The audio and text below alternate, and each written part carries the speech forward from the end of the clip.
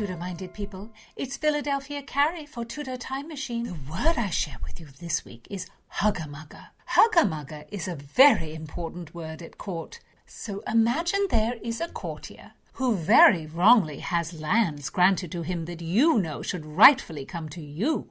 Then you must engage in the huggermugger of court intrigue. Huggermugger? How now, Tudor Files? What think you? If you're new here, I'm Gage. I'm Jessica. We're here with Philadelphia Carey for Tudor Word of the Week. Don't miss a word. Subscribe on YouTube and give me a like. Huggermugger means to act in secret, to act stealthily in a clandestine way. And it's used in the Tudor period when there are secrets to be kept. So it was used quite often. How do you spell it, Philadelphia? It is spelled Huggermugger, and it is all one word, huggermugger.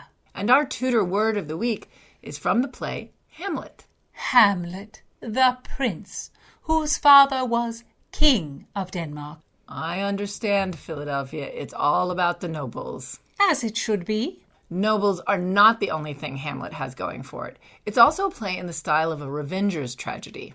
Yes, so Hamlet's father comes to Hamlet, the son, as a ghost and tells Hamlet that Hamlet's uncle killed him and that Hamlet must seek revenge.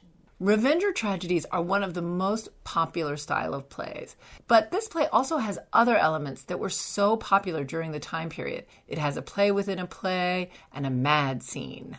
Hamlet was written between 1599 and 1601, and at that time, theaters like the Globe sat up to 3,000 people. And the Globe was not the only theater. There were several theaters, including the Blackfriars and the Curtain, and there were plays on most afternoons. So there were 10,000 to 20,000 people a week going to the theater in the Elizabethan and Jacobean time. And there was a lot of content. There were a lot of plays. Yes, I mean, it's amazing. Amazing. It's also amazing that of all the plays, Hamlet has had the most sticking power. And it's not just because it's a revenger's tragedy or that it has certain elements that people like. It's because of how it's written. The verse is spectacular. And it's a revenger's tragedy that questions the notion of revenge, which is really unbelievable. Yes. And that's reflected in Hamlet's internal struggle because he has so many conflicting ideas about revenge and everything else that he encounters. Does he love his mother or does he hate her? Should he kill his uncle and send him to hell, or should he allow him to confess and let him go to heaven? Does he love Ophelia? Does he hate her? Does he want to live? Does he want to die? He is a very conflicted person. Some scholars have said that his internal struggle is the beginning of our modern consciousness. Well, because there's no set code of behavior that roots his way of thinking. You know, it's not like I'm a Christian, therefore I think this way. I'm a Roman, therefore I will fall on my sword. He's sort of in this kind of intellectual limbo. Oh my, I enjoyed Hamlet, but I do not think it altered the way I think about court or marriage or anything of true consequence. Well, people spend their entire lives studying Hamlet, Philadelphia. Is it true? Yes, and it's actually the most performed play in the world. And when Hamlet's nemesis, his uncle Claudius, uses the word huggermugger, it's for a very complicated situation, which we will try to break down. Yes, so Hamlet has staged a play in which the brother of the king kills the king. Exactly what Hamlet believes happened to his father, the king. And Hamlet intends to frame and enrage his murderous uncle. Oh, it's wonderful. And he does. The murderous uncle stomps out of the play. His actions admit his guilt. A rousing scene. And then Hamlet's mother is very upset and wants to confront Hamlet about the whole situation. He arrives in her chambers and they have a fight. And Hamlet is convinced that his uncle is listening to him and his mother, and that his uncle is hiding behind a curtain. Hamlet stabs the listener.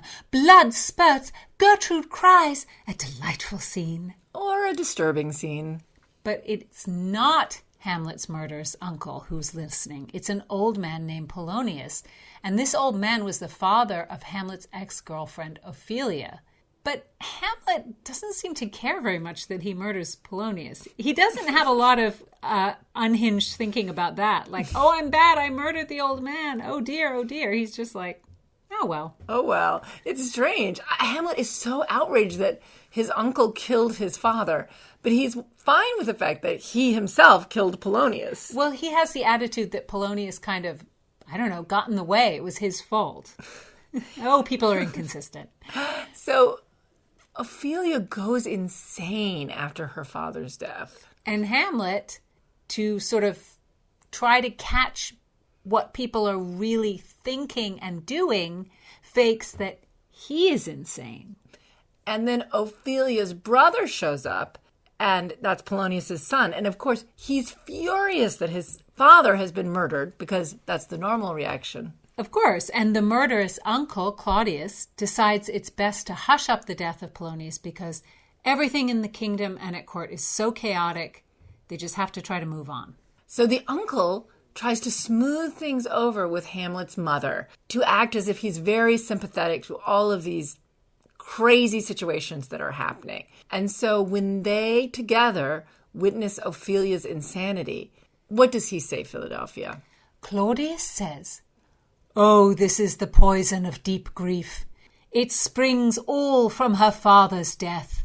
And now behold, oh, Gertrude, Gertrude, when sorrows come, they come not single spies, but in battalions. First her father slain, next your son gone, and he, most violent author of his own just remove.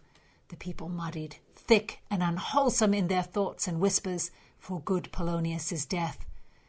And we have done but greenly in huggermugger to inter him.